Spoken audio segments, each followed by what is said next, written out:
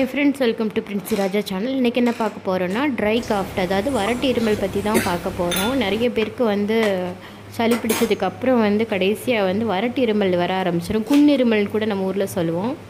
அதுக்கு வீட்லயே எப்படி வைத்தியம் பார்க்கறது நான் சொல்லி தரேன். அதுக்கு ஒரு இஞ்சி எடுத்துக்கோங்க.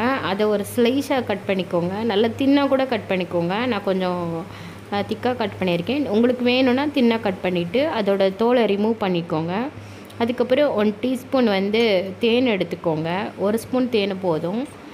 அப்புறம் வந்து ஹாட் வாட்டர் எடுத்துக்கோங்க. ஹாட் இல்லைனா வார்ம் வாட்டர் நீங்கள் குடிக்கிற அளவு பொறுத்து எடுத்துக்கோங்க. இந்த 3 பொருள் தாங்க தேவை, பார்த்துக்கோங்க. இஞ்சி ஒரு ஸ்லைஸ் இஞ்சி, அப்புறம் வந்து 1 ஸ்பூன் ஹனி, அப்புறம் ஹாட் வாட்டர்.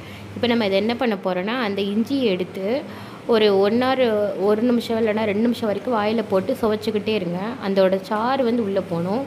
லைட்டாக முடிஞ்சால் கடிச்சு கூட சுவைங்க. அதுக்கப்புறம் வந்து 1 ஸ்பூன் வந்து ஹனி எடுத்துக்கோங்க. அப்புறம் தேன் எடுத்து முடிச்சதுக்கப்புறம் 5 நிமிஷம் கழித்து தாங்க சுடுதண்ணி குடிக்கணும். உடனே வந்து சுடுதண்ணி குடிச்சிடக்கூடாது. ஏன்னா தேன் வந்து நல்ல மாய்ஸ்சரைசர் கொடுக்கும் வறண்ட தொண்டைக்கு.